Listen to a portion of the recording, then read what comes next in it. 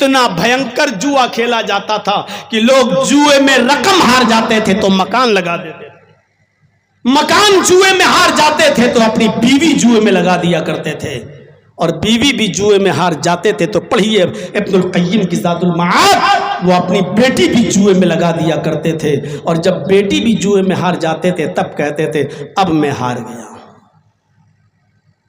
رقم ہار گئے تو ہار نہیں مانتے تھے، مکان بھی ہار گئے تو ہار نہیں مانتے تھے، بیوی بھی ہار گئے تو ہار ہی نہیں مانتے تھے، جب بیٹی بھی ہار جاتے تھے تب کہتے تھے اب میں ہار رہا ہوں۔ اتنی جواری قوم تھی وہ، شراب پیتے تھے وہ لوگ۔ ان کے گھر میں جب کوئی بچہ پیدا ہوتا تھا تو اس کے حلق میں ماں کے دودھ کا قطرہ نہیں، شہد کا قطرہ نہیں، ان کے گھر میں جو بچہ پیدا ہوتا تھا سب سے پہلے باپ شراب کی بوند، شراب کا قطرہ اس بچے کے حلق میں ڈالتا تھا اور فخر کر کے کہتا تھا ہم نے اپنے باپ دادا کی رسم کو زندہ کیا ہے، میں نے اپنے بیٹے کو شراب کا گھونٹ پلایا ہے، شراب کا قطرہ اس کے حلق میں ڈالا ہے۔ جس بچے کی دنیا میں پیدائش کے بعد اس کے حلق میں سب سے پہلے شراب کا قطرہ جاتا ہو، ذرا اندازہ لگاؤ کہ اس بچے کی نشو و نما، اس بچے کی تربیت، اس بچے کی پرورش کس ماحول میں ہوتی ہوگی۔ عورتوں کا حال پڑھیے، صفی الرحمان صاحب مبارک پوری رحمت اللہ علیہ کی کتاب الرحیق المختوم۔ خانہ کعبہ میں عورتوں کو کپڑا پہن کر طواف کرنے کا حق حاصل نہیں تھا۔ زمانے جاہلیت میں سارے کپڑے اتار کر طواف کرتی تھیں عورتیں، ان کے جسم پر کپڑے کا ایک تار نہیں ہوتا تھا۔ کما ولدت امھا، جیسے آج ہی اس کی ماں نے اس کو پیدا کیا، جیسے کوئی لڑکی بچی اپنے ماں کے پیٹ سے پیدا ہوتی ہے وہ ننگی ہوتی ہے برہنہ، بالکل اسی طریقے سے عورت خانہ کعبہ کا طواف کرتی تھی، کپڑے کا ایک تار اس کے جسم پر نہیں ہوتا تھا۔ زناکاری کا حال یہ تھا کہ اس کے پاس 10 آدمی آئیں، 20 آئیں، 50 آئیں، 100 آئیں، وہ کسی کو منع نہیں کر سکتی تھی، جتنے جاؤ اس کے ساتھ جو کرنا چاہو کر لو۔ پڑھیے کتاب النکاح بخاری کی، زمانے جاہلیت کے نکاح کی صورتوں میں سے ایک صورت یہ تھی، جب بچہ پیدا ہوتا تھا تو سب کو بلاتی تھی جتنے لوگ اس کے پاس گئے، تم لوگ سب آئے تھے میرے پاس، تم نے میرے ساتھ زنا کیا تھا نا، ہاں آج بچہ پیدا ہوا ہے میرا۔ سب کو بٹھا دیا جاتا تھا لائن سے، اب اس عورت کو اختیار تھا، وہ بچہ اٹھاتی تھی اور ان لوگوں میں سے جس کی گود میں رکھنا چاہتی رکھ دیتی تھی، جس کی گود میں بچہ رکھ دیتی تھی یہ بچہ اسی کا مان لیا جاتا تھا، اور یہ اس کی بیوی مان لی جاتی تھی، یہ اس کا پتی مان لیا جاتا تھا۔ عورت کی کوئی حیثیت نہیں تھی، جتنے لوگ اس کے پاس جانا چاہیں زنا کرنا چاہیں کر سکتے تھے۔ لڑکیاں جب پیدا ہوتی تھیں تو ان کو زندہ رہنے کا حق نہیں تھا، پیدا تو ہو گئی لیکن پیدا ہوتے ہی دفن نہیں کی جاتی تھیں، جب 4 سال کی ہو جاتی تھیں، بولنے لگتی تھی ابو ابو امی امی، کچھ سمجھداری آ جاتی تھی، تب اس کا باپ کہتا تھا کہ اس بچی کو نہلاؤ دھلاؤ نئے کپڑے پہناؤ۔ جیسا کہ کسی کو جیل سے پھانسی کے لیے لے جایا جاتا ہے تو جیلر کی طرف سے نئے کپڑے اس کو پہنائے جاتے ہیں، صبح غسل دیا جاتا ہے کہ غسل کر لو، نیا کپڑا پہنو، اور پھر پھانسی کے تختے تک لے جایا جاتا ہے۔ ایسے ہی اس لڑکی کو نہلایا جاتا، 4 سال کے بعد دھلایا جاتا، نئے کپڑے پہنائے جاتے، اور اس کا باپ اپنی بیٹی کی انگلی پکڑ کے کہتا چلو میں میلے میں چل رہا ہوں، اور جنگل میں لے جاتا، وہاں پہلے سے گڈھا کھدا ہوا ہوتا، کہتا بیٹی اس گڈھے میں جھانک کر دیکھو تمہاری ماں تمہیں نظر آئیں گی۔ وہ جھانک کر دیکھتی، پیچھے سے دھکا دیتا اور مٹی ڈال دیتا، وہ چیختی رہتی اور چلاتی رہتی۔ میرے بھائیوں، قرآن کریم نے ایسی بدترین رسم کے کو مثال بناتے ہوئے فرمایا، جن لوگوں نے ان لڑکیوں کو بچپنے میں دفن کیا ہے ان کو قیامت کے دن میدان محشر میں جمع کیا جائے گا، اور جو چھوٹی چھوٹی بچیاں جن کو دفن کر دیا گیا ان کو زبان دی جائے گی، اور اللہ تعالیٰ ان بچیوں سے کہے گا وَإِذَا الْمَوْءُودَةُ سُئِلَتْ، اے بچیوں بتاؤ تمہارا کیا قصور تھا، تمہارے باپ نے تمہیں دفن کیوں کیا، تم کیوں قتل کی گئی، تمہارا جرم کیا تھا، تم کیوں مار ڈالی گئی، تمہارے ساتھ یہ سلوک کیوں کیا گیا؟ وہ چھوٹی 4 سال کی بچی کیا جواب دے گی؟ وہ اپنے روتے ہوئے انداز میں بولے گی اور یہی کہے گی اے اللہ میرا قصور صرف یہ تھا کہ تو نے مجھے میرے باپ کے گھر میں لڑکی بنا کر پیدا کیا تھا، بیٹی بنا کر پیدا کیا تھا، اس کے علاوہ میرا کوئی جرم نہیں تھا۔ غور کرو میرے بھائیوں، اس عورت کی سرزمین پر شراب پی جاتی ہے تو دھواں دھار، لوگ جب کھانے کے دسترخوان پر بیٹھتے ہیں تو پانی کے بجائے شراب کی بوتلیں رکھ لیتے ہیں، اور جب کھاتے کھاتے لقمہ تک جاتا تھا تو شراب پی کر وہ لقمہ اتارتے تھے۔ یہ حال تھا شراب پینے کا، لیکن اکیلے دم پر محمد رسول اللہ نے جب شراب کی حرمت کا اعلان کیا تو میرے بھائیوں مدینے میں شراب ایسے بہنے لگی، نالیوں سے باہر آنے لگی اور سڑکوں پر شراب نالیوں سے باہر چھلکنے لگی۔ انسائکلوپیڈیا برٹانیکا کا کرسچن رائٹر تو سیلاب سے تشبیہ دیتا ہے اور کہتا ہے جیسے آپ کے یہاں پانی کی باڑھ آ جاتی ہے ایسے ہی عرب کے اندر شراب کی باڑھ آ گئی۔ آپ تو بیڑی نہیں چھوڑ سکتے، سگریٹ نہیں چھوڑ سکتے، وہ شراب کے دل دادا تھے، وہ شراب کے رسیا تھے۔ محمد رسول اللہ نے جب شراب کی حرمت کا اعلان کیا اور شراب کو حرام کرنے والی یہ آیت جب حتمی طور پر نازل ہوتی ہے کہ انما الخمر والمیسر والانصاب والازلام رجس من عمل الشیطان فاجتنبوه لعلکم تفلحون، جب یہ آیت نازل ہوتی ہے تو جس کے ہاتھ میں شراب پی رہے ہیں یہ آیت سنتے ہیں شراب چھوڑ دیتے ہیں، جن کے گھروں میں شراب بھری ہے وہ گھڑے پھوڑ دیتے ہیں، جن کے ڈرموں میں شراب بھری ہے وہ شراب کے ڈرم الٹ دیتے ہیں۔ شراب بہنے لگتی ہے، اتنی جلدی کسی حاکم وقت کی آواز پر لبیک نہیں کہا گیا۔ میں نے بہار میں سینکڑوں تقریریں کی ہیں، میں نے نیتیش کی وہ سرکار بھی دیکھی ہے جس میں شراب پر اس نے بہار میں پابندی لگائی تھی، لیکن اس کے باوجود بہار شراب بندی میں پوری طرح کامیاب نہ ہو سکا۔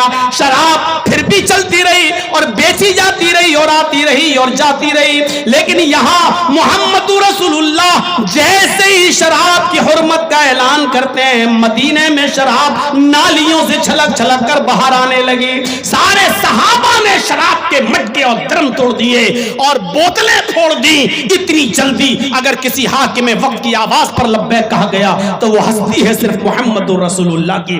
لڑکیوں کی عزت ایسے ہونے لگی کہ جو لڑکیوں کو پیدا ہوتے ہی زندہ دفن کر دیا کرتے تھے وہ لڑکیوں کو پڑھانے لگے، لکھانے لگے، اور باپ اپنی زمین میں سے لڑکی کو وراثت دینے لگا، بھائی اپنی وراثت میں سے لڑکی کو حصہ دینے لگا، بیٹا اپنی وراثت میں سے اپنی ماں کو حقدار ماننے لگا۔ میرے بھائیوں اللہ کے رسول صلی اللہ علیہ وسلم نے اس بیٹی کو وراثت کا حقدار بنا دیا ہے، ایسی عزت دی ہے۔ پھر دیکھیے میرے بھائیوں جوا جو کھیلا جاتا تھا اس جوئے پر کیسی پابندی لگی کہ جو جوئے میں سب کچھ ہار جایا کرتے تھے وہ بیچارے زکات کے ذریعے اور ہمدردی کے ذریعے ایک دوسرے کے مکان بنانے لگے، ایک دوسرے کے تعاون میں آگے بڑھنے لگے۔ ہم ایک جہیز ختم نہیں کر پا رہے ہیں، محمد رسول اللہ نے اکیلے دم پر کتنی خرافاتوں کا خاتمہ کیا ہے، اندازہ لگائیے۔ یہی ایک مثال لیجیے جس مثال پہ بھی ہم روا دوا ہیں چل رہے ہیں۔ 27 سال تک جنگ ہوتی ہے اور دونوں طرف سے جنگ جب ہوئی تو 40,000 آدمی مارے جا چکے ہیں، لیکن جنگ ختم نہیں ہوتی ہے۔ لیکن جب اللہ نے ایسی جاہل قوم کو جب بھائی بھائی بنایا تو اس قوم کا حال یہ ہو گیا، اتنا زیادہ بھائی بھائی بن گئے کہ جنگ یرموک میں چند صحابی زخمی پڑے ہوئے ہیں، چند صحابی زخمی پڑے ہیں۔ ایک صحابی ایک زخمی صحابی کو پانی پلانے جاتے ہیں، اٹھو پانی پی لو، جیسے ہی پانی کا پیالہ انہوں نے ہونٹ پہ لگایا دوسرا چیخنے لگا تھوڑا سا پانی میرے لیے چھوڑ دینا میں بھی پیاسا ہوں۔ اس نے پانی نہیں پیا، میں یہ پانی پی لوں گا تو میرا بھائی پیاسا رہ جائے گا۔ اس نے کہا کہ میرے بھائی کو پانی پلا دو، وہ مجھ سے زیادہ پیاسا نظر آتا ہے، جاؤ اس کے پاس بھیج دیا۔ جب دوسرے کے پاس گئے، اس کے ہونٹ پہ پانی کا پیالہ لگایا تو تیسرا رونے لگا، اے کاش مجھے بھی کوئی پانی پلا دے۔ دوسرے نے تیسرے کے پاس بھیج دیا، میں مجھ سے زیادہ میرا بھائی پیاسا ہے، اس کو پانی پلاؤ۔ یہ جب اس کے پاس جاتا ہے تو کیا دیکھتا ہے، پہنچنے سے پہلے اس کی وفات ہو گئی، وہ انتقال کر گئے۔ لوٹ کر دوسرے کے پاس آیا، کیا دیکھتا ہے کہ یہ بھی چلا گیا۔ وہ لوٹ کر پہلے کے پاس آیا، کیا دیکھتا ہے کہ پہلا بھی جان آفری کے سپرد کر چکا ہے، پہلا بھی انتقال کر گیا۔ جو ایک بکری کے چکر میں 27 سال لڑتے تھے اور 40 سال تک جنگ لڑتے تھے اور 40,000 آدمی مارے جاتے تھے، لیکن اس کے باوجود جنگ بند نہیں کرتے تھے، خون کے پیاسے تھے، میرے بھائیوں ان لوگوں کو اللہ کے رسول نے ایسا بنا دیا کہ ایک دوسرے کے لیے اپنی جان دینے لگے۔ نہیں، اس کو پانی پلاؤ، وہ مجھ سے زیادہ پیاسا ہے۔ دوسرا کہتا اس کو پلاؤ، تیسرا وہ مجھ سے زیادہ پیاسا ہے۔ تیسرے کے پاس گئے تو انتقال کر گیا، دوسرے کے پاس آئے تو دیکھا دوسرا بھی چلا گیا، لوٹ کر پہلے کے پاس آئے تو پہلا بھی چلا گیا۔ یعنی ایک دوسرے کے لیے اپنی جان دینے لگا۔ کتنی محنت کی ہوگی ایسا بھائی بھائی بنانے کے لیے۔ محمد رسول اللہ نے اتنی شدید محبت کہ میں مر جاؤں لیکن میرا بھائی بچ جائے۔ غور کیجئے کتنی محنت کی ہوگی بھائی مواخات پیدا کرانے میں اور بھائی بھائی بنانے میں۔ اسی چیز کو قرآن یاد دلاتے ہوئے کہتا ہے وَاذْكُرُوا نِعْمَةَ اللَّهِ عَلَيْكُمْ إِذْ كُنْتُمْ أَعْدَاءً فَأَلَّفَ بَيْنَ قُلُوبِكُمْ۔ غور کیجئے آپ، اسی کو قرآن یاد دلا رہا ہے۔ اللہ کی اس نعمت کو یاد کرو، اللہ کی اس نعمت کو یاد کرو اے مسلمانوں۔ وَاذْكُرُوا نِعْمَةَ اللَّهِ عَلَيْكُمْ، اللہ کی اس نعمت کو یاد کرو جو اس نے تمہاری اوپر برسائی ہے، جو اس نے تمہاری اوپر نچھاور کی ہے، جو اس نے تمہیں لٹائی ہے۔ اِذْ كُنْتُمْ أَعْدَاءً، آپس میں تم ایک دوسرے کے دشمن تھے، آپس میں تم ایک دوسرے کے حریف تھے، آپس میں تم ایک دوسرے کے خون کے پیاسے تھے۔ فَأَلَّفَ بَيْنَ قُلُوبِكُمْ، تو اللہ نے تمہارے دلوں کے اندر الفت ڈال دی، اللہ نے تمہارے دلوں کے اندر محبت پیدا کر دی۔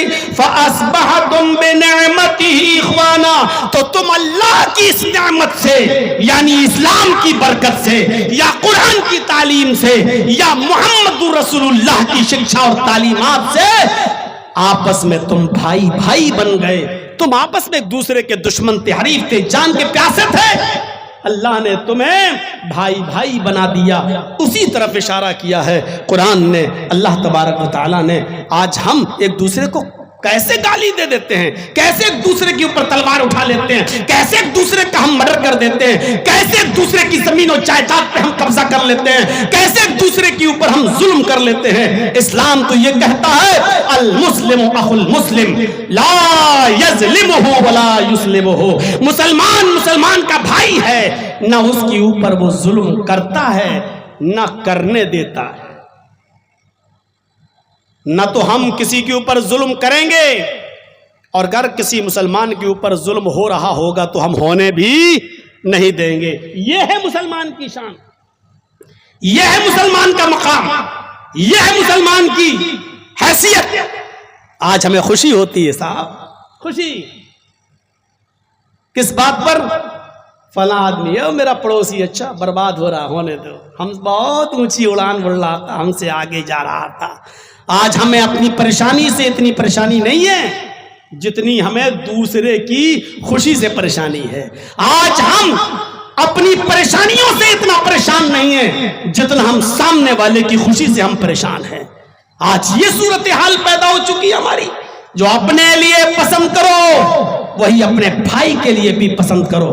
سعید ابن جبیر ایک تابعی گزرے ہیں، سعید ابن جبیر کے بارے میں حجاج ابن یوسف نے اعلان کر دیا تھا کہ یہ جہاں ملے ان کو گرفتار کر کے لاؤ، ہم ان کو اپنی آنکھوں کے سامنے قتل کروائیں گے۔ حجاج ابن یوسف کی پولیس کتوں کی طرح سعید ابن جبیر کو ڈھونڈ رہی تھی۔ سعید ابن جبیر بیچارے بھاگ رہے تھے، رات میں بھاگتے تھے، दूसरे मुल्क में जाने के लिए, और दिन में कहीं छिप जाते थे कि दिन में पहचान न लिए जाएं, रात में फिर जंगल जंगल भागते थे और हज्जाज इब्न यूसुफ की सल्तनत से बाहर निकलने की कोशिश कर रहे थे, क्योंकि जानते थे कि हम पकड़े जाएंगे तो हज्जाज इब्न यूसुफ अपनी आंखों के सामने मुझे कत्ल करा देगा। एक दिन में कहीं छिपे थे, किसी मुसलमान ने जासूसी कर दी। जासूस भी मुसलमान ही होते हैं ना, आप देख लीजिएगा, आपकी भी जासूसी कोई गैर मुस्लिम नहीं करेगा, आपके अपने करेंगे। हमारे यूपी में भी हमारे अपने करते हैं। जब कोरोना का माहौल था और चारों तरफ से जब गोश्त पे पाबंदी थी, तो चुपके से हम लोग किसी मोहल्ले में एक बकरा ज़िबा कर लिया, चलो इसका गोश्त तो आपस में, गोश्त भी अलाउ नहीं था कोरोना के माहौल में। तो जिसको मिल जाता था बेचारा वो खुश हो जाता था, जिसको नहीं, उन्हीं में से एक आध आदमी, साहब यहाँ बकरा ज़िबा हो रहा है। पुलिस आ जाती थी, बकरा तो था बेचारा 8,000 का, और पुलिस का मुंह बंद करने के लिए देना पड़ता था 25,000। अपने लोग जासूसी करते हैं अपने। हज्जाज इब्न यूसुफ की पुलिस ढूंढ रही है सईद इब्न जुबैर को, किसी अपने ने जासूसी कर दी, फला के घर में छिपे हुए हैं। हज्जाज की पुलिस जाती है और उस घर पे छापा मारती है, सईद इब्न जुबैर पकड़े जाते हैं। इनको हज्जाज के पास लाने की तैयारी होती है, लेकिन हज्जाज इब्न यूसुफ बहुत दूर है, 10, 12, 15 दिन का सफर है। हज्जाज इब्न यूसुफ की पुलिस ने सईद इब्न जुबैर को पकड़ लिया और लेकर चलने लगे। सईद इब्न जुबैर इंतहाई नेक और शरीफ इंसान, समझ गए कि अब मेरी मौत का वक्त करीब है, मैं कत्ल कर दिया जाऊंगा। अब वो दिन में नफली रोजे रखने लगे और रात में जब पुलिस वाले थोड़ा सोते थे तो ये इबादत में लग जाया करते थे। 2 पुलिस वाले जाग रहे, 2 देख रहे, जब ये सोते तो वो पुलिस वाले जागते। 4-5 दिन का सफर सईद इब्न जुबैर के साथ उन पुलिस वालों को बहुत अच्छा लगा।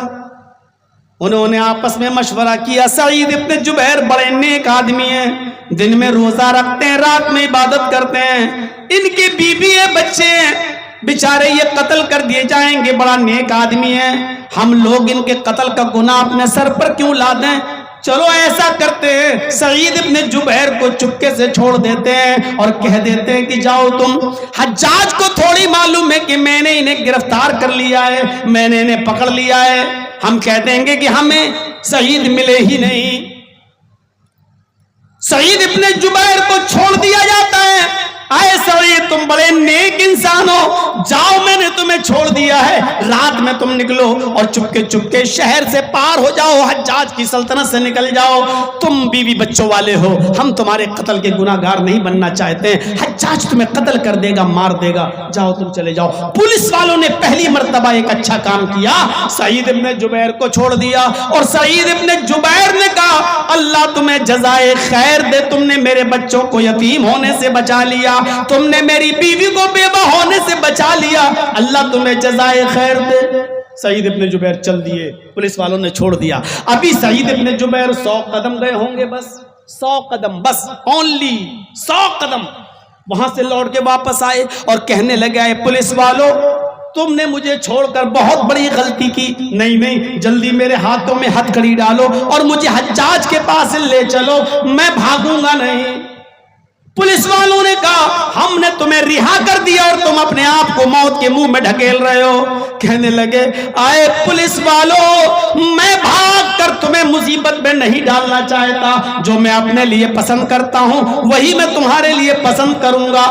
किसी जासूस ने मेरी खबर दी है कि मैं फला घर में हूं और तुमने मुझे पकड़ लिया, उस जासूस को ये मालूम है कि तुम मुझे पकड़ चुके हो, आज तुम मुझे छोड़ रहे हो, मैं तो भाग जाऊंगा, लेकिन उस जासूस ने आकर हज्जाज को ये बता दिया कि पुलिस वाले तो पकड़ चुके थे सईद इब्न जुबैर को, लेकिन इन पुलिस वालों ने बीच में छोड़ दिया है, तो हम तो भाग जाएंगे।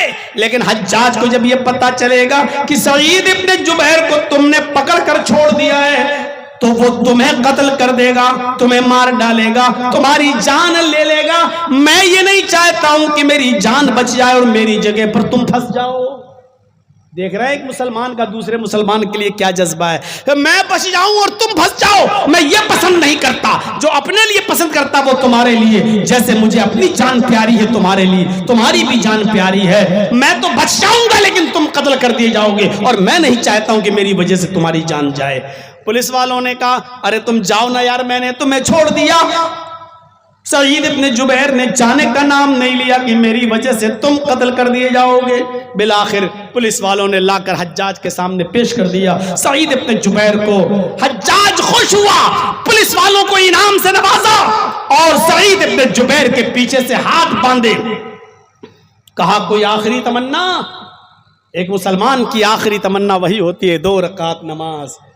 دے دی، جلدی سے نماز پڑھ لی. پیچھے سے ہاتھ باندھ دیے گئے، خونی چمڑا بچھا دیا گیا. جلاد تلوار لے کر کھڑا ہے، حجاج ابن یوسف سامنے کھڑا ہے. سعید ابن جبیر کی گردن کو زمین پہ ڈال دیا گیا ہے. حجاج کا اشارہ ہوتا ہے اور جلاد نے اپنی پوری طاقت سے سعید ابن جبیر کی گردن پہ تلوار ماری اور ایک ہی جھٹکے میں پوری کی پوری گردن تن سے جدا ہو جاتی ہے. سعید ابن جبیر قتل کر دیے جاتے ہیں. میرے بھائیوں، پورا واقعہ بیان کرنے کا صرف مقصد، صرف وجہ یہ ہے کہ یہ بتانا چاہتا ہوں سعید ابن جبیر نے اپنی جان تو دے دی لیکن کسی دوسرے مسلمان کی، وہ پولیس والے ہی صحیح لیکن کسی دوسرے مسلمان کی جان کو خطرے میں نہیں ڈالا. یہ ہے مسلمان کی شان. آج تو خود بچ جائیں، دوسرا پھنستا تو پھنس جائے، اور ہم اپنے آپ کو مسلمان کہتے ہیں. بھائی چارہ اپنے اندر پیدا کرو. ایک چائے کی دکان کسی غریب نے کھولی، بیچارہ بیچ رہا ہے، اپنے گھر میں اپنی بیوی بچوں کا پیٹ پال رہا ہے. آپ کو اس کی اپنے بچوں کو پیٹ بھرنے کی یہ عادت بھی پسند نہیں آئی اور آپ نے اس کے پڑوس میں جا کر ایک اور چائے کی دکان کھول لی. وہ 10 روپے کی دے رہا ہے تو آپ 8 روپے کی دیتے ہو تاکہ اس کے کسٹمر ٹوٹ کے میرے پاس آ جائیں اور اپنے آپ کو مسلمان کہتے ہوئے شرم. کس منہ سے اپنے آپ کو مسلمان کہتے ہو؟ تذکرۃ الحفاظ پڑھی علامہ شمس الدین ذہبی کی. 2 صحابی کا واقعہ نقل کرتے ہیں. دونوں صحابیوں کی دکان، دونوں کپڑے کی دکان لگی ساتھ میں. ایک دکان پر کسٹمر آتا ہے کپڑا خریدنے کے لیے، اس نے کپڑا بیچ دیا، کپڑے کا ایک تھان لے گیا. تھوڑی دیر میں دوسرا کسٹمر آتا ہے، اسی دکان سے دوسرا کسٹمر دوسرا تھان لے جاتا ہے. پھر ایک اور کسٹمر آتا ہے، وہ بھی اسی دکان پر آیا اور اس دکاندار نے، اس صحابی نے ایک اور کپڑا، اسی تیسرا تھان بھی اس کو بیچ دیا. ظہر کی نماز کا وقت ہو گیا، دونوں صحابی نماز پڑھنے چلے گئے. ایک صحابی جس نے اپنے کپڑے کے 3 تھان بیچ دیے، ظہر کی نماز کے بعد رو رہے ہیں اور روتے ہوئے کہہ رہے ہیں اللہ میری دکان سے 3 کپڑے بک چکے ہیں. اے اللہ تو نے مجھے اتنا دے دیا ہے کہ میرے گھر میں آج چولہا جل جائے گا، میرے بچوں کا پیٹ بھر جائے گا، لیکن میرے پڑوس میں جس صحابی کی دکان ہے اللہ اس کا ایک بھی کپڑا نہیں بکا ہے، اس کا ایک بھی کپڑا نہیں بکا ہے. اے اللہ اس کے بھی بچے ہیں، اس کی بھی بیوی ہے، اس کو بھی اپنے بچوں کا پیٹ پالنا ہے. اللہ تو اس کے دکان سے بھی کپڑا بیچنے کا انتظام فرما دے، اس کی دکان میں بھی خیر و برکت عطا فرما. یہ دونوں صحابی ظہر کی نماز پڑھ کے اپنی دکان میں جاتے ہیں، لیکن اسی صحابی کی دکان پر جس نے 3 کپڑے بیچے ہیں اس کی دکان پہ چوتھا کسٹمر بیٹھا ہوا ہے اور کہنے لگا کہ مجھے کپڑا چاہیے جو ابھی لے کر گیا ہے. اس صحابی نے کہا وہ کپڑا میرے پاس ختم ہو چکا ہے، اب نہیں ہے، کتنا ہوگا؟ لیکن میرے بھائی کے پاس جو پڑوس میں دکان دیکھ رہے ہو مجھ سے اچھا کپڑا وہ بیچ رہا ہے، جاؤ اسی بھاؤ میں وہ تمہیں دے دے گا اور میرے کپڑے سے اچھا کپڑا وہاں موجود ہے.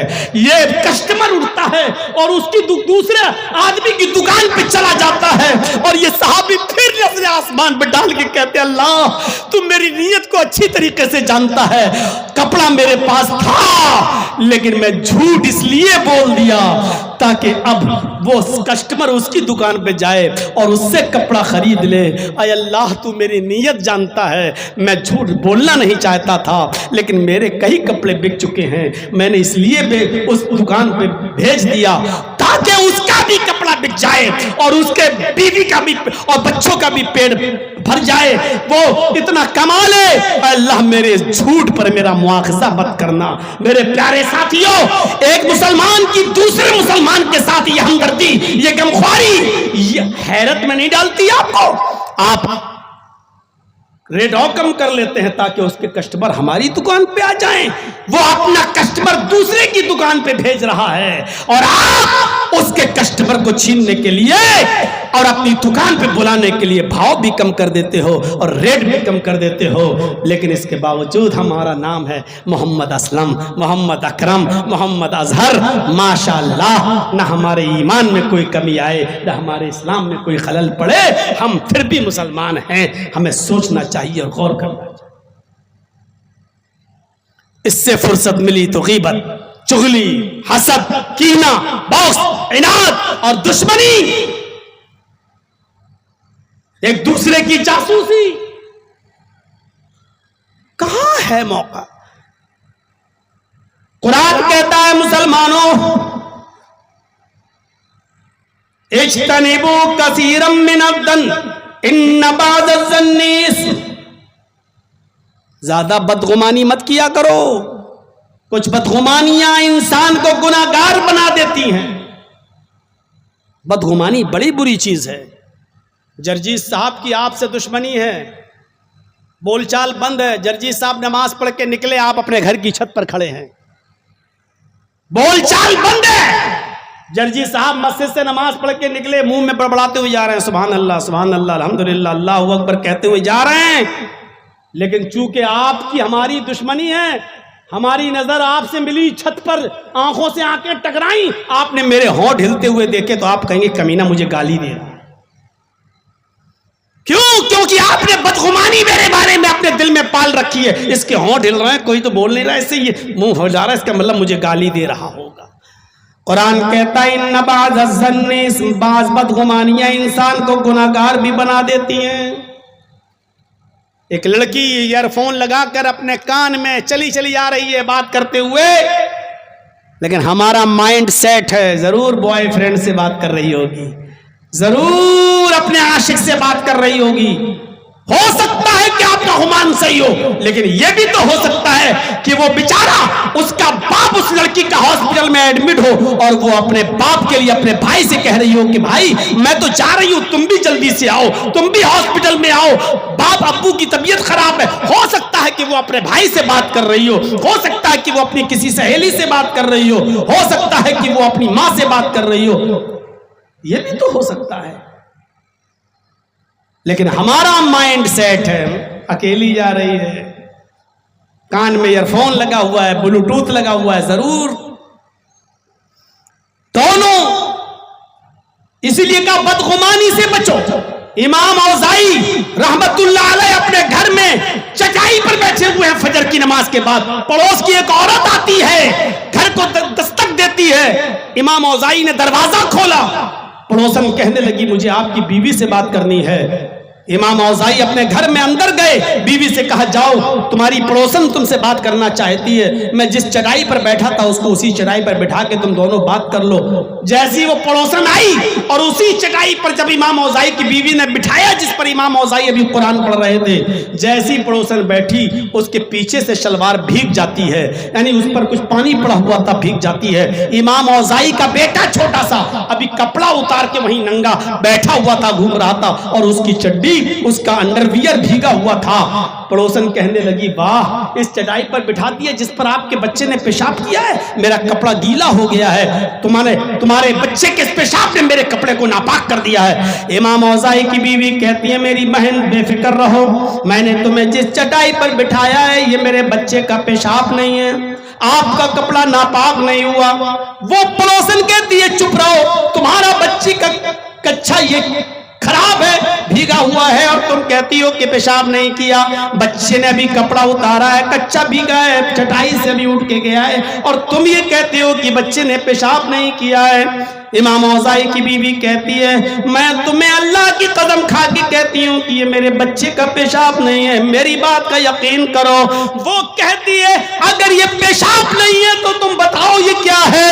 امام اوزاعی کی بیوی روتے ہوئے کہتی ہیں کہ تم نے مجھے مجبور کر دیا, میں بتانا نہیں چاہتی تھی. میرے شوہر امام اوزاعی مسجد میں فجر کی نماز ادا کرنے جاتے ہیں, اس کے بعد وہاں سے آتے ہیں تو گھر پہ بیٹھ کر اسی چٹائی پر قرآن کی تلاوت کرتے ہیں. جب سورج نکل آتا ہے تو اپنے ہاتھوں کو اٹھا کر توبہ اور استغفار کرتے ہیں, روتے ہیں, اور دعائے استغفار میں توبہ میں اتنا روتے ہیں کہ ان کے آنکھوں کے آنسو سے یہ چٹائی روزانہ بھیگ جاتی ہے. اے میری بہن, جس چٹائی پر تم بیٹھی ہو اور جس سے تمہاری شلوار بھیگ گئی ہے, یہ میرے بچے کا پیشاب نہیں ہے, یہ میرے شوہر کی آنکھوں سے گرنے والے آنسو ہیں, جن آنسوؤں نے تمہاری شلوار کو بھیگا کر دیا ہے, بھگو دیا ہے. یہ میرے شوہر امام اوزاعی کی آنکھوں سے گرنے والے آنسو ہیں. تو ضروری نہیں کہ ہم جو گمان کریں وہ صحیح ہو. تو آج ایک مسلمان دوسرے مسلمان کے ساتھ کتنی بدگمانی کر رہا ہے, کیسی کیسی بدگمانیاں دور کرو, جاسوسیوں سے بچو, ایک دوسرے کی ٹوہ میں مت لگو, غیبت مت کرو, چغلی مت کرو. میرے بھائیو, امام حضرت عمر فاروق رضی اللہ تعالیٰ عنہ کے پاس ایک صحابی آئے, کہا امیر المومنین ایک مسئلہ پوچھنا چاہتا ہوں. کہا کیا؟ کہنے لگے کہ میں اسلام لایا اس وقت جب میری بیٹی بہت چھوٹی تھی, 5-6 سال کی تھی میری بیٹی, اس وقت وہ بھی اسلام لائی, میں اور میری بیٹی دونوں ایک وقت اسلام لائے. یہ حضرت عمر فاروق سے کہا جا رہا ہے, وہ صحابی نہیں تھے. وہ کہنے لگے کہ میں اور میری بیٹی ایک ساتھ اسلام لائے ہیں, میری بیٹی اس وقت چھوٹی تھی. حضرت عمر نے کہا بہت بہت مبارک ہو تمہیں اور تمہاری بیٹی کو اسلام کا لانا. کہا امیر المومنین مسئلہ یہ جاننا ہے کہ میری بیٹی جب بالغ ہو گئی, اسلام لائی تو عمر تھی 5 سال, لیکن اب بالغ ہو چکی ہے میری بیٹی, جوان ہو چکی ہے میری بیٹی. آئے امیر المومنین, جب وہ بالغ ہوئی, جوان ہوئی, تو میری بیٹی سے گناہ ہو گیا, میری بیٹی سے زنا سرزد ہو گیا. جوانی کو کنٹرول نہ کر سکی, ایک نوجوان لڑکے سے اس نے غلط کام کر لیا.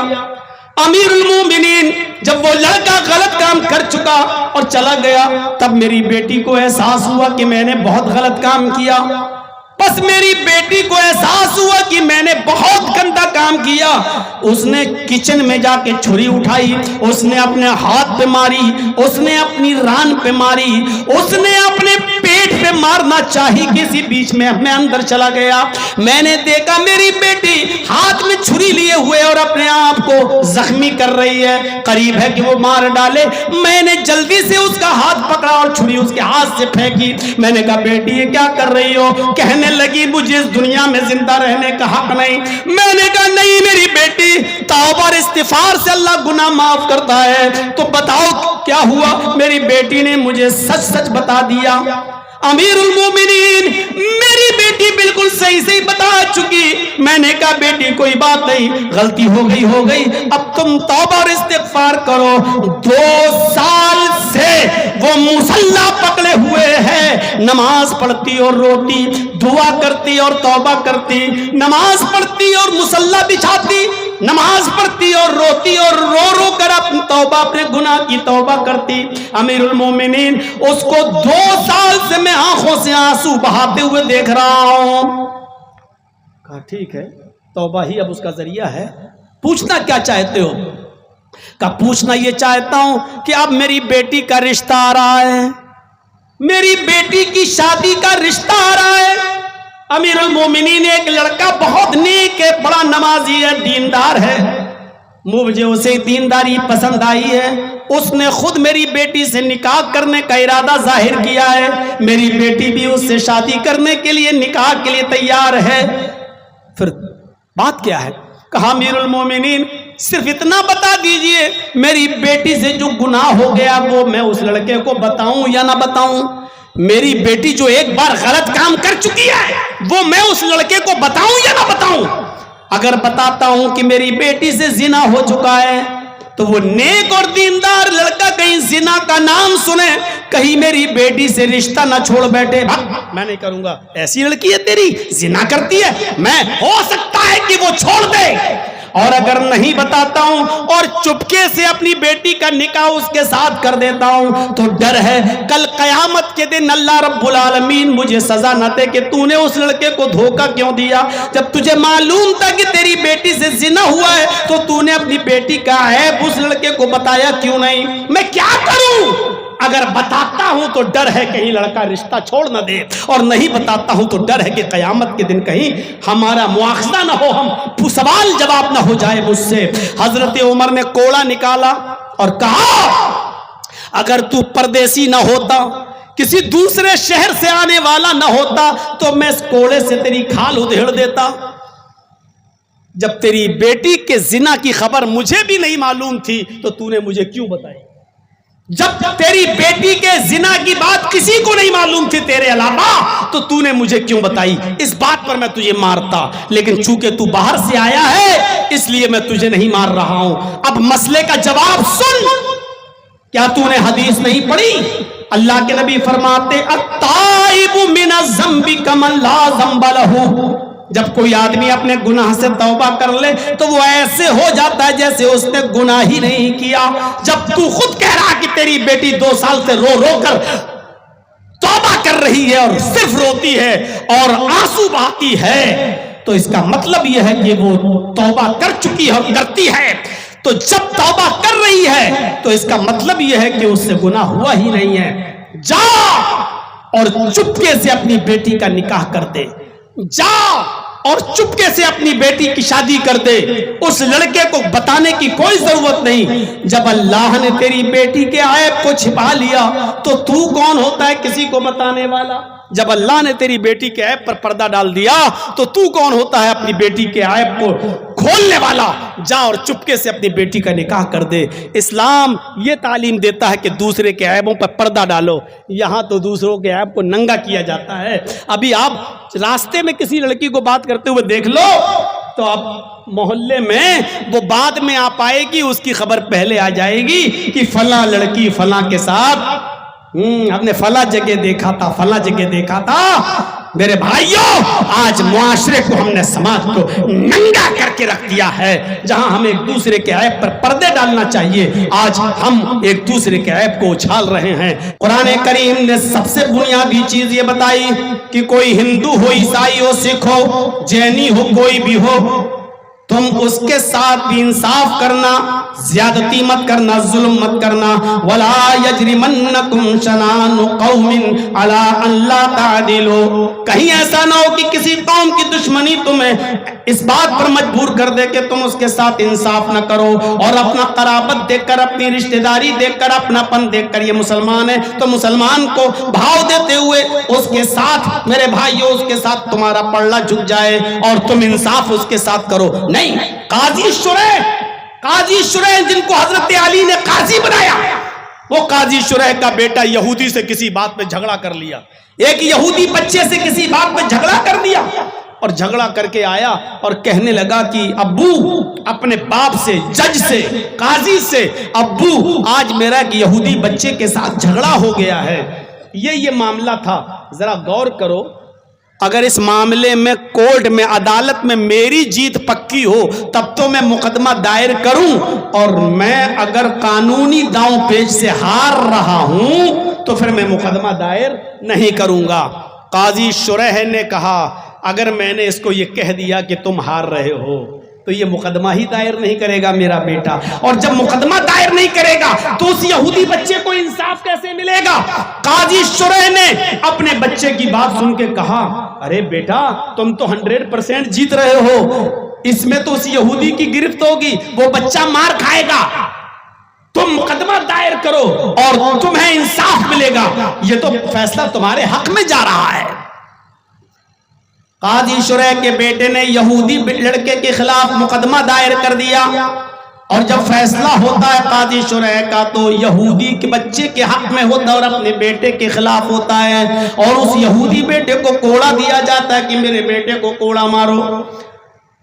قاضی شریح کا بیٹا جب کوڑے کھا چکا، اور قاضی شریح جب کورٹ سے، عدالت سے جب اپنے گھر آتے ہیں تو بیٹا اپنے باپ سے بات نہیں کر رہا ہے اور اپنی امی کی گود میں جا کر سر چھپاتا اور کہتا ہے کہ میں اپنے باپ سے بات نہیں کروں گا، یہ جھوٹے ہیں، انہوں نے آج اپنے خون کا خیال نہیں کیا، انہوں نے آج کورٹ میں میری بے عزتی کروائی ہے۔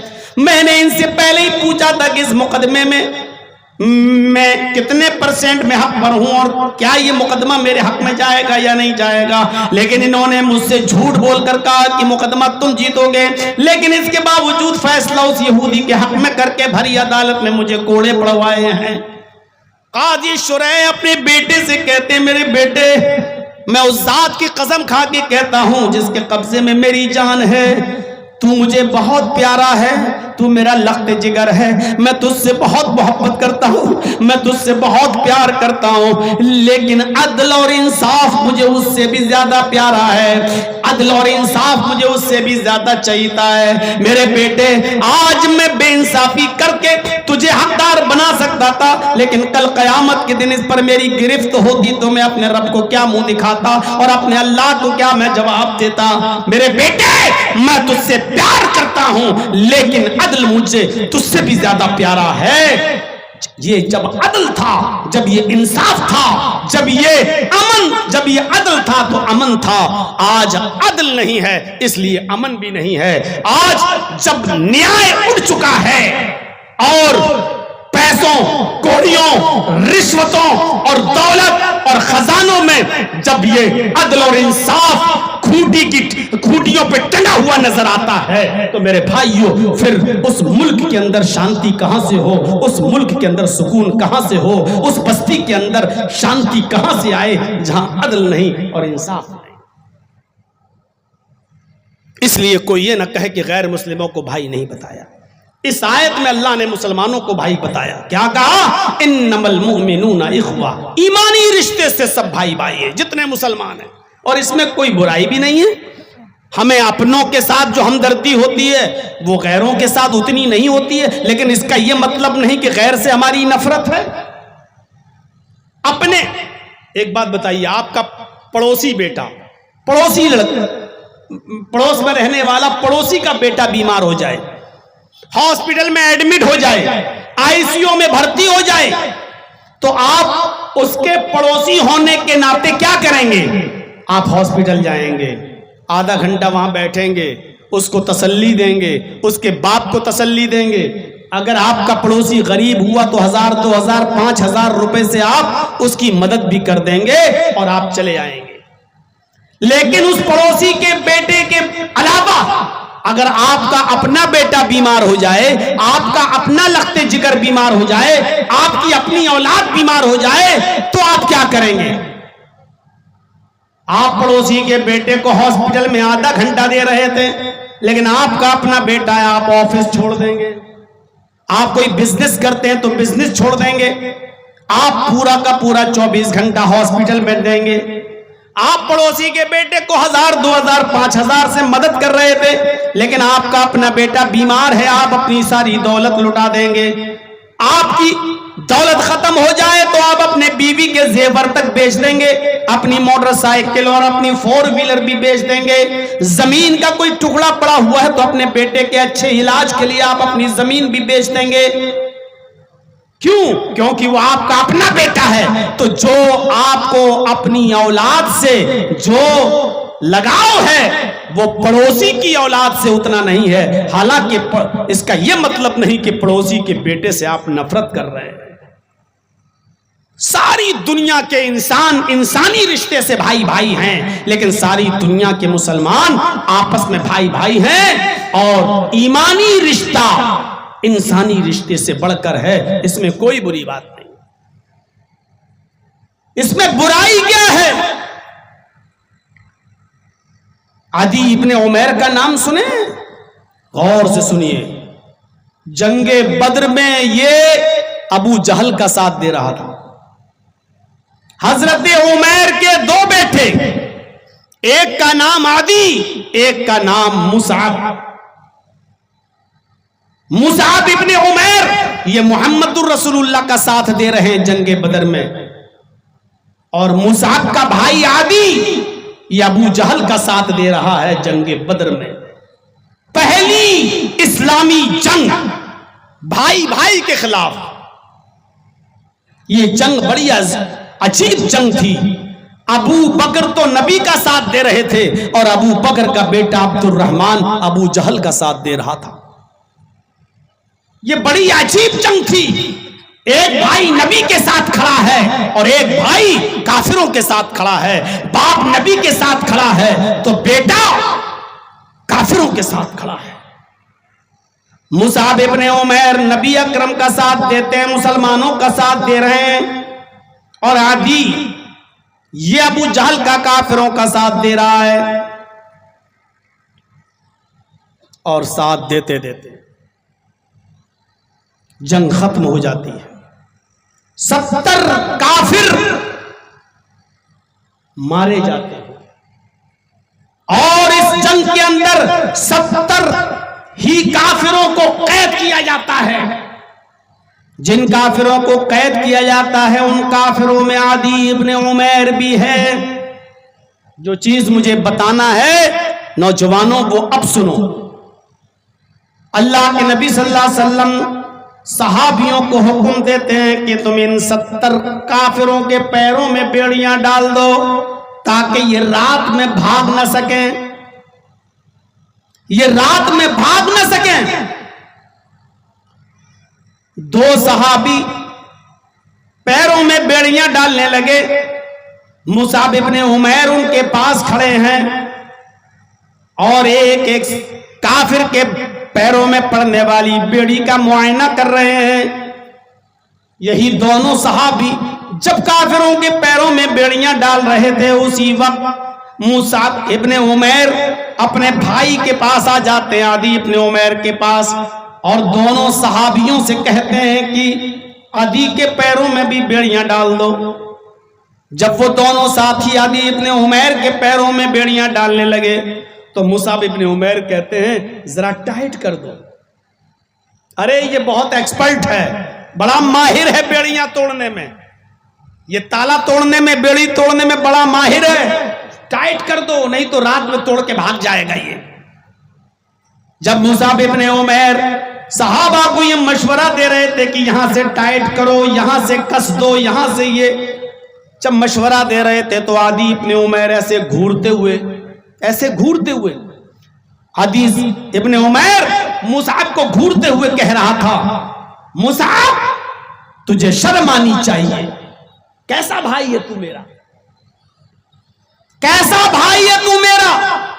یہ دونوں ساتھی میرے پیروں میں بیڑیاں ڈال رہے ہیں اور تو کہہ رہا ٹائٹ کر دو.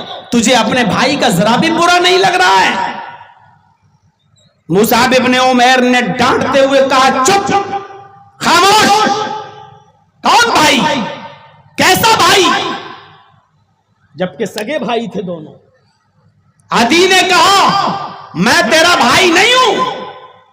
مصعب نے کہا نہیں, میں تجھے اپنا بھائی نہیں مانتا.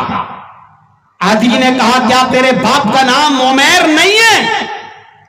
مصعب نے کہا ہاں میرے باپ کا نام عمیر ہے. عدی نے کہا میرے باپ کا نام بھی عمیر ہے. کیا تیری رگوں میں تیرے باپ کا خون نہیں دوڑ رہا ہے؟ مصعب نے کہا میری رگوں میں میرے باپ عمیر کا خون دوڑ رہا ہے. عدی نے کہا میری رگوں میں بھی میرے باپ کا خون دوڑ رہا ہے. جب تیرا باپ عمیر میرا باپ بھی عمیر, جب تیری رگوں میں بھی میرے باپ کا خون دوڑ رہا ہے اور میری رگوں میں بھی میرے باپ کا خون دوڑ رہا ہے تو پھر تو میرا بھائی کیوں نہیں ہے, کیسے انکار کر رہا ہے؟ مصعب ابن عمیر نے کہا آئے عدی, عمیر میرا باپ ہے یہ صحیح ہے, عمیر کا خون میری رگوں میں دوڑ رہا ہے یہ سچ ہے, لیکن میں یہ مانتا ہوں کہ تو میرا بھائی نہیں ہے. اے عدی تو جانتا میرا بھائی کون ہے؟ اے عدی تو جانتا میرا بھائی کون ہے؟ میرا بھائی یہ ہے جو تیرے پیروں میں بیڑیاں لگا رہا ہے, جو تیرے پیروں میں بیڑیاں ٹائٹ کر رہا ہے, یہ میرا بھائی ہے. اس لیے کہ یہ میرا بھائی کلمہ پڑھتا ہے اشہد ان لا الہ الا اللہ و اشہد ان محمدا عبدہ و رسولہ, اس لیے یہ میرا بھائی ہے. کیا پتا چلا اس واقعے کی روشنی میں؟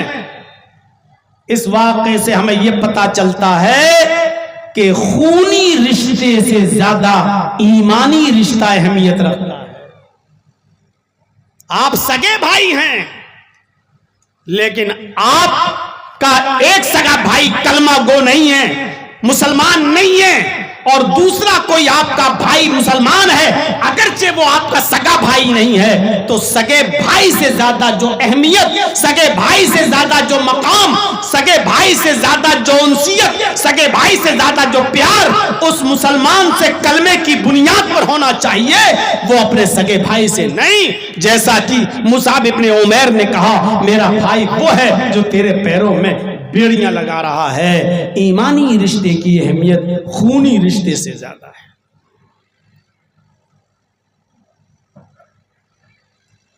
اسی لیے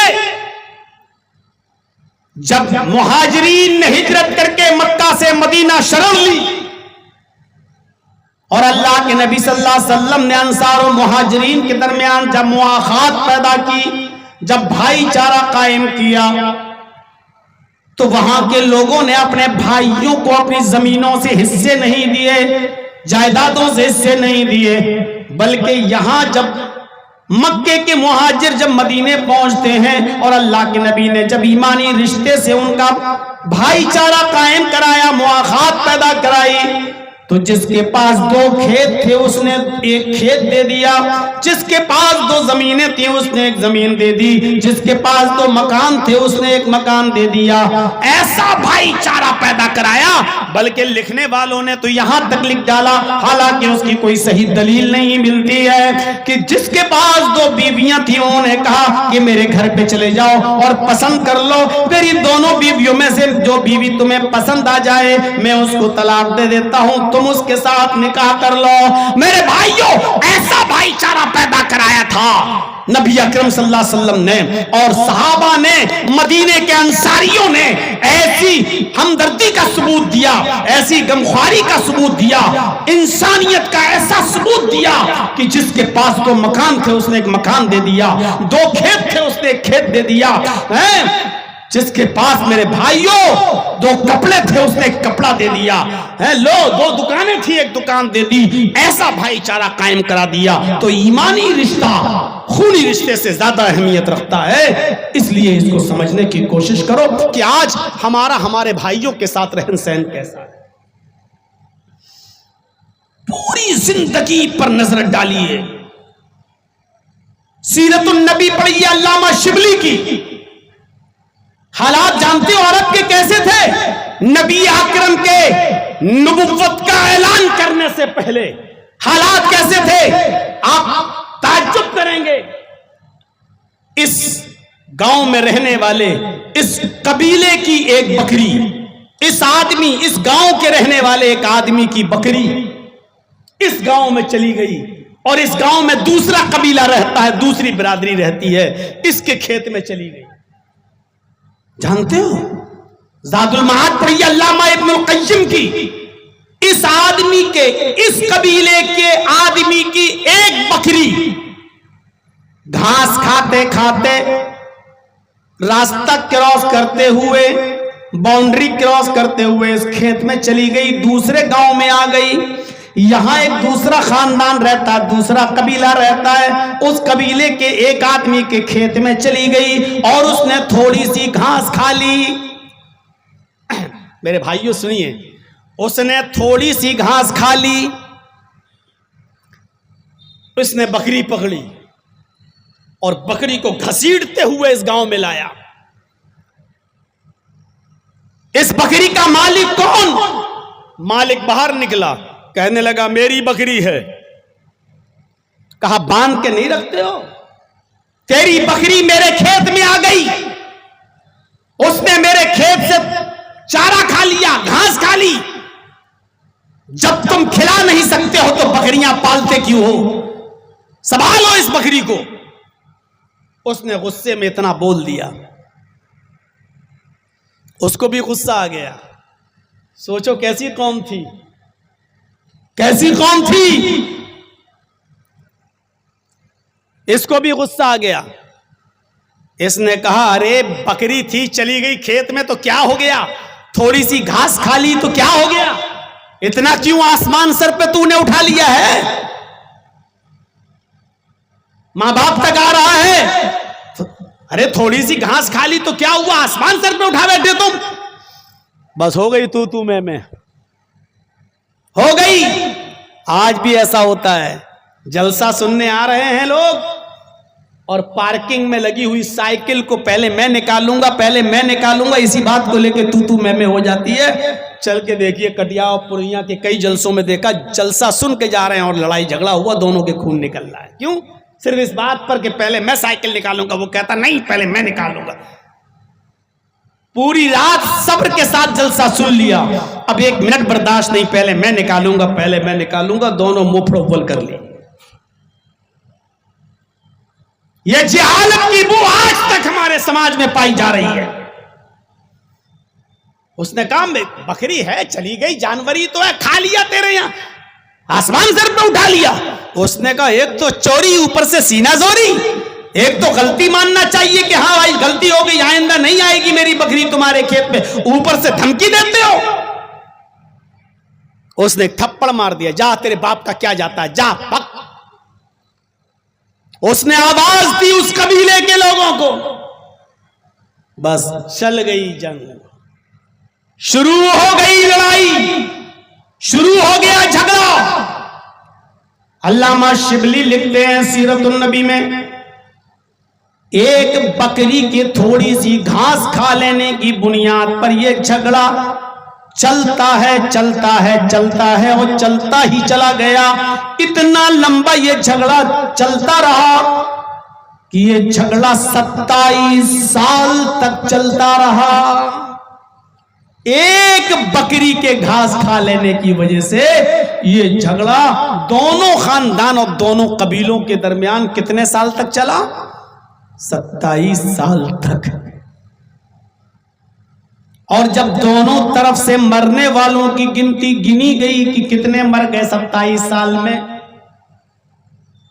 سنیے 27 سال میں کتنے لوگ مر گئے؟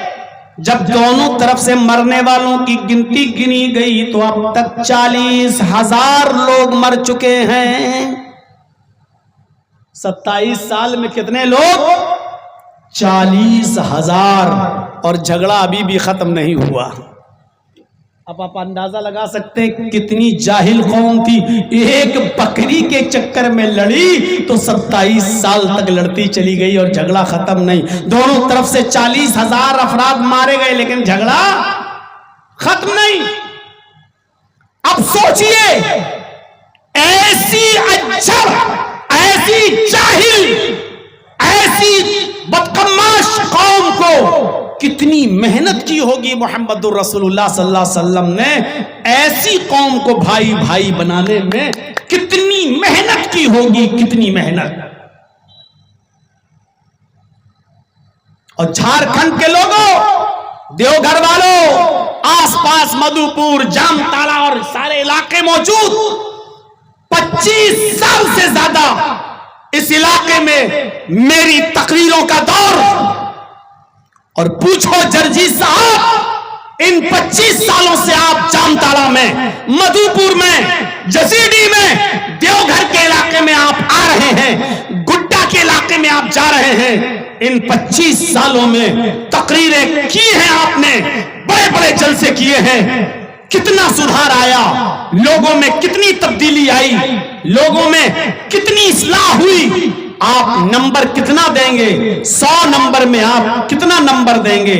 تو میرے بھائیوں, اگر آپ جرجیت صاحب کو حکم دیں کہ 25 سالوں میں آپ نے جو تقریریں کی ہیں ان میں کتنی اصلاح ہوئی ہے, 100 میں آپ کتنا نمبر دیں گے؟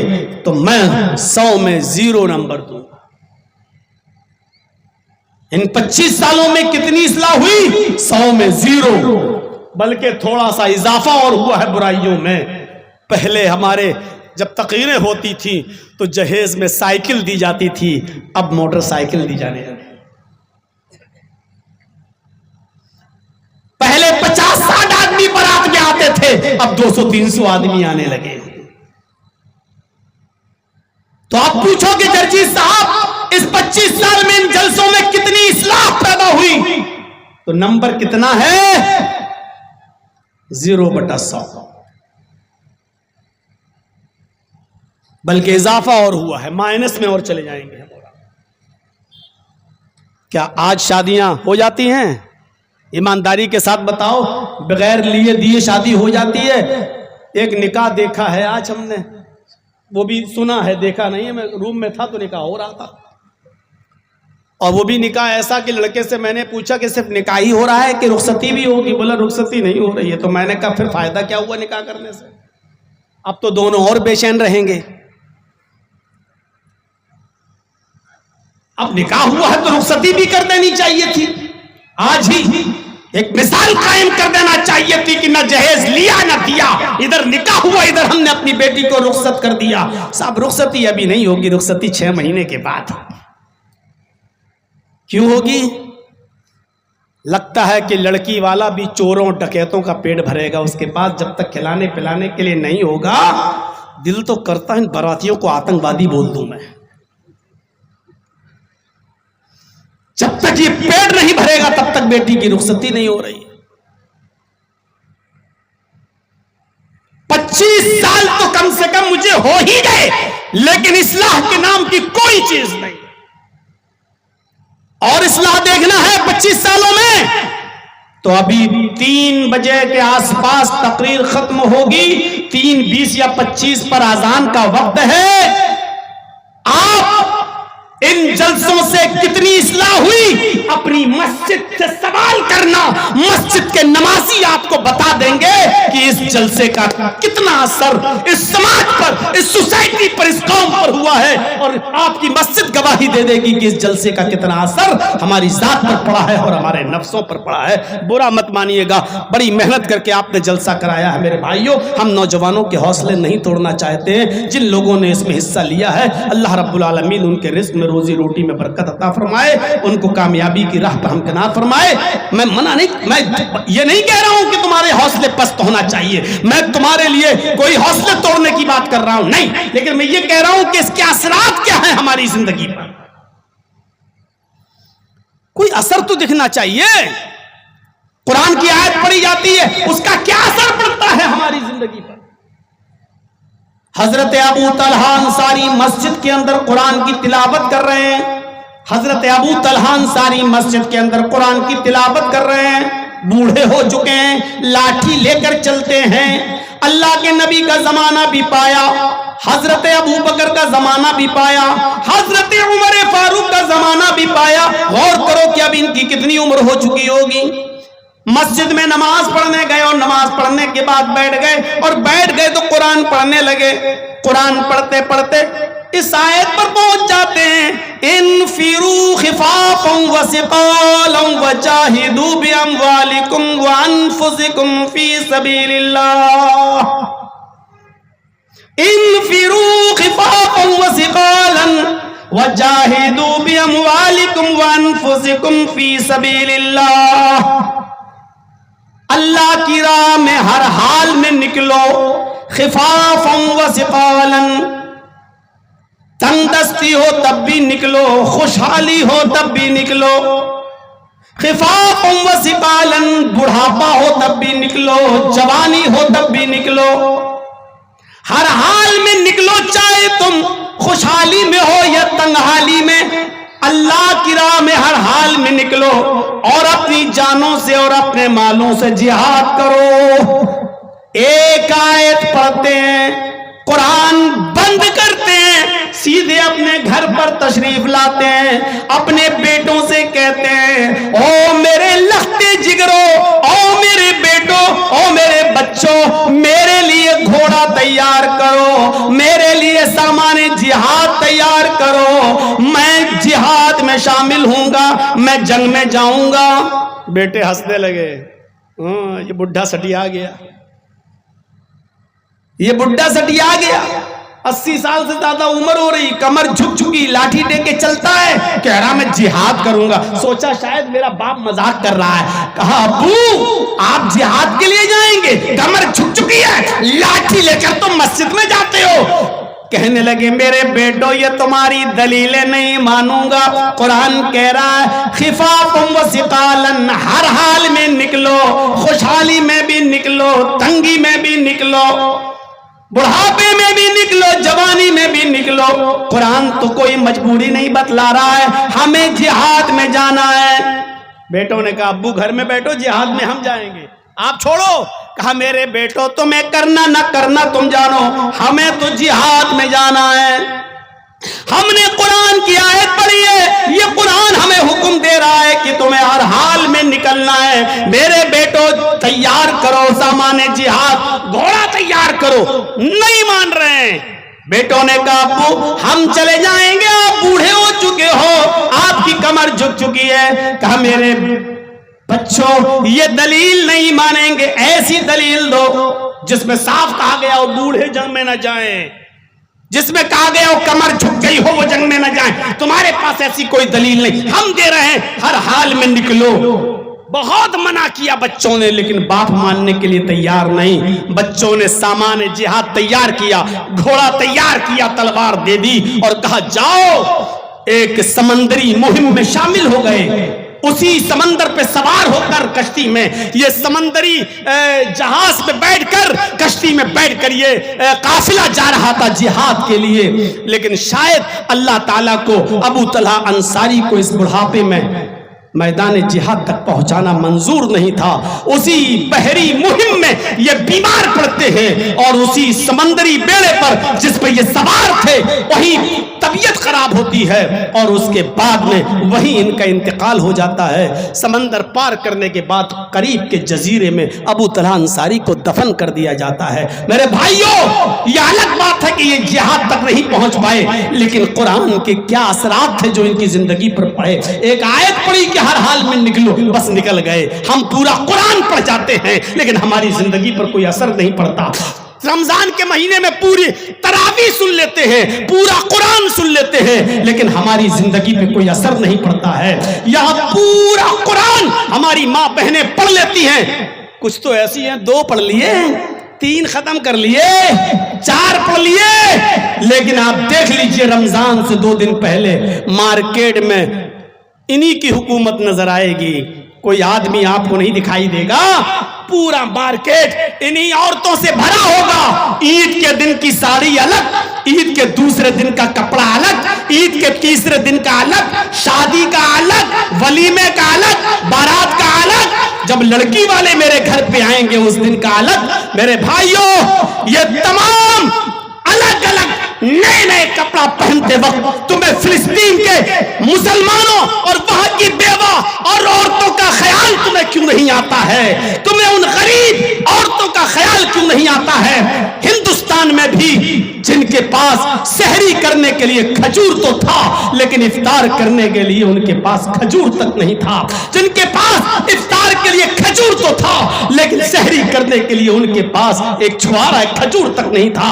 आप कैसे नए नए कपड़े पहनकर अपनी ईद मना लेती हो और तुम्हारे पड़ोसी तुम्हारे पड़ोस में अपने बच्चों को नए कपड़े तक नहीं सिला पाते हैं और पुराने कपड़ों में वो ईद मनाते हैं, उनके घर में खाने को कुछ नहीं होता है। इस्लाम तो खैर ख्वाही का नाम है, तुम्हें कैसे गवारा हो जाता है? ये असरात हमारी जिंदगी पर मुरत्तब नहीं होते हैं।